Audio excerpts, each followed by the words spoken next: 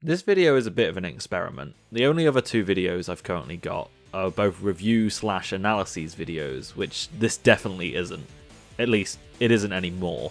I originally intended for my third video to be a much simpler straight review of Uppers, a 3D beat 'em up. I was aiming to be a lot less in depth so I could teach myself not to ramble as much, to see if I could make a much more concise review that would be about 8 to 15 minutes instead of the 25-ish of my previous two. Something I also wanted to see if I could achieve was if I could streamline the script writing and recording process in a few ways, to see if I was capable of speeding up the production process without affecting its quality. I wanted to see if I could get the video finished and released before Trails of Cold Steel 4 came out, because I knew that would distract me and take up a lot of my time. However, this is when a lot of problems began to arise. Firstly, the same day that the game came out, I had a set of very tightly packed together shifts, which meant for the next 4 days I didn't have much time to actually start playing the game in preparation for making the video. When I finally did start playing properly, it was at that point I realised that despite Upper's promise of hot-blooded, youthful roughhousing, what I got was fairly lukewarm and actually kinda mid. It's not a terrible game by any means, but it was very clearly made for the Vita, with the intent of being played in short bursts and not long play sessions like I was.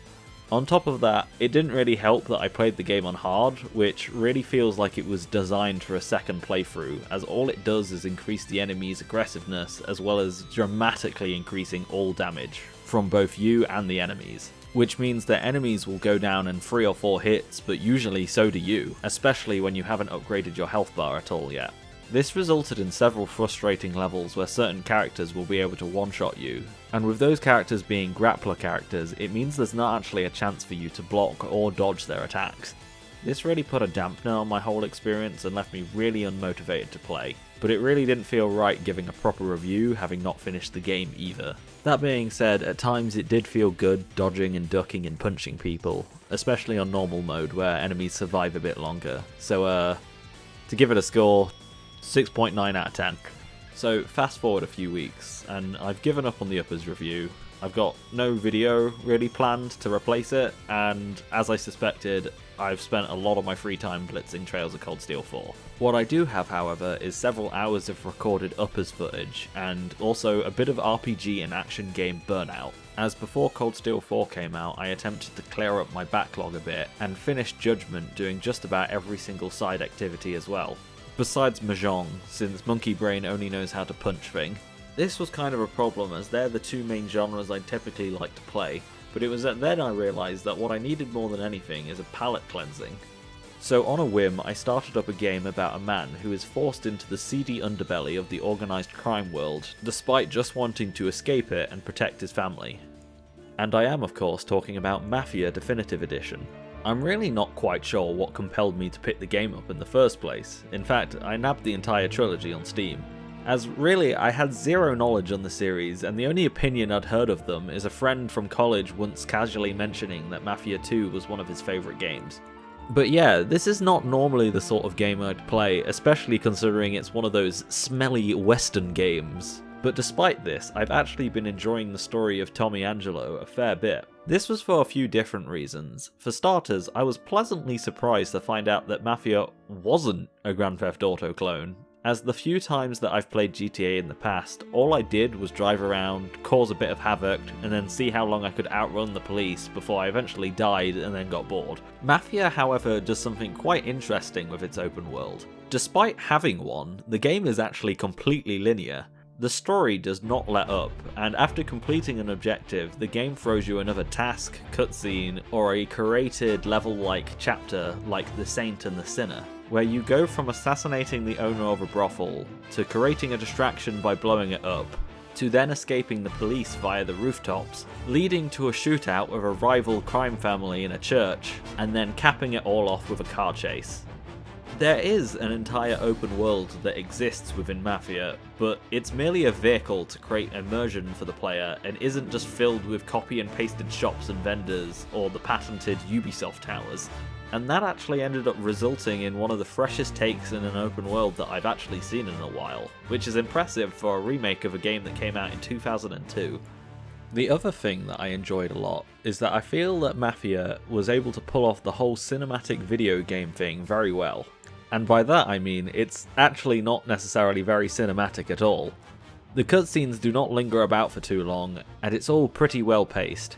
Instead of it feeling like a game that has been laboriously designed to feel as much like a movie as it possibly can, Mafia instead just feels like a video game-ass video game, which was made by a bunch of people who all came into the dev studio one morning and said, "Man, aren't Mafia movies fucking cool?" Here, so you listen and listen good. First, no cursing on the premises. There's a million words out there. And the man who needs to resort to fuck this and fuck that is just ignorant or lazy. Oh. Sorry, Don Salieri. It won't happen again. Anyway, it was after playing Mafia and finding it as refreshing as I did that I started going back to old favourites, both to just reset my media-consuming brain, but also to gather various miscellaneous B-roll that I'll be able to use for future videos. In most cases, however, I actually ended up gathering more than I'll probably ever need. What originally started as, oh, I'll just play a mission or two of Metal Slug X, yeah, that'll be fine, very quickly became, oh, I just beat Metal Slug X. I've also been periodically going back to Halo and reminding myself that I'm actually pretty good, slightly above mediocre, which is nice since the only online games I've really played in the last 6-7 years are fighting games. And all of this was also immediately followed up with me attempting to clear out a few games from my backlog, ones that I should have been able to wrap up in an afternoon or so. But me being the foolish fool that I am, have instead added more games to my backlog, starting 13 Sentinels, Yakuza 3, and Sakuna of Rice and Ruin. However, honestly, this is why I solved one problem with a different problem. I know we can all be guilty of having shelves of shame, collections of games that we've barely started, or nearly finished but haven't touched in months or even possibly years. And being a fan of RPGs means a lot of the games in that backlog can still have a pretty lengthy time investment to finish. But honestly, that's all okay. You'll get to them eventually, or maybe you won't and you'll drop them. Or maybe they'll just be in your backlog purgatory forever, who knows. But at the end of the day, this may seem obvious, but you really have no obligation to finish them. What's important is having fun with the time you spend. This is probably a pretty bad example since I do plan on finishing it, but Digimon Story Cyber Sleuth is a game that I've been sitting on the final chapter for 4 years now. Every few months I go back to it for a few days and just grind to get rare Digimon such as a Lucemon with perfect stats, but by filling up a big backlog of varied games means that you've always got something to fall back on if you ever start feeling burnout of a genre. I personally find myself digging myself into a genre rut, thinking a lot of the time, oh, I'm a JRPG guy, I've got to play JRPGs. And 99% of the time, that is definitely actually what I want to do. But there are some times that I think that when really I kind of just want to play something else. And I often see people online who I think probably have a similar mindset to this, as they're playing their favourite genre but are constantly being worn down and annoyed by certain tropes, like an anime hot spring scene for example. Or for things like competitive online games, tiny gripes constantly build up slowly, resulting in classic gems as, this is one of my favourite games, do not recommend, 617.7 hours played. I also think it's good to stray out of your comfort zone once and again. I used the term smelly western game earlier, and while I used it as a joke, that's because I know subconsciously I'm thinking that a lot of the time. A few years ago I started playing The Witcher 2 as it was on sale for dirt cheap, and after about an hour of playing I uninstalled it thinking, wow, that sucked. Looking back on it, some of it was definitely because of the game's Eurojank, but it was also because I've refused to give the game many chances to begin with.